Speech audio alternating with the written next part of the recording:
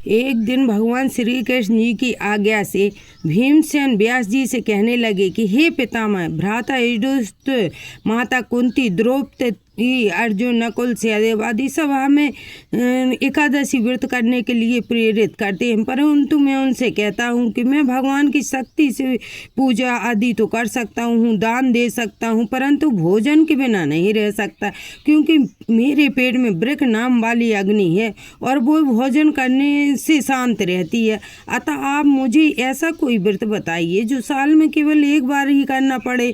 यह सुनकर व्यास जी कहने लगे, हे पुत्र, वृषा और मिथुन संक्रांति के बीच से ज्येष्ठ मास की शुक्ल पक्ष की एकादशी आती है, उसका नाम निर्जला एकादशी है।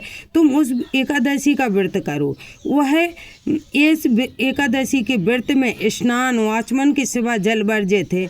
आचमन में 6 मास से अधिक जल नहीं होना चाहिए, अन्यथा वह मकपान के अदृश्य हो जाता है। यदि एकादशी को सूर्य उदय से लेकर द्वादशी के सूर्य उदय तक जल ग्रहण न करें तो उसे सारी एकादशियों का फल प्राप्त हो जाता है। और द्वादशी को सूर्य उदय से पहले उठकर स्नान आदि करके ब्राह्मणों को दान आदि देना चाहिए। इसके पश्चात भूखे और पात्र को भोजन कराकर फिर भोजन कर लेना चाहिए।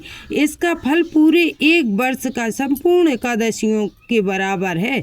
व्यास जी कहने लगे कि हे भीमसेन, यह मुझको स्वयं भगवान ने बताया है। इस एकादशी का पुण्य समाप्त नहीं होता है और सभी तीर्थों और दानों से अधिक है। केवल एक दिन मनुष्य निर्जल रहने से अपने सारे पापों से मुक्त हो जाता है। इस प्रकार व्यास जी के आज्ञा अनुसार भीमसेन ने इस व्रत को किया, इसलिए इस व्रत का नाम भीमसेन एकादशी, पांडव एकादशी कहते हैं। बोलो एकादशी मैया की जय, श्री कृष्ण भगवान की जय, विष्णु भगवान की जय हो।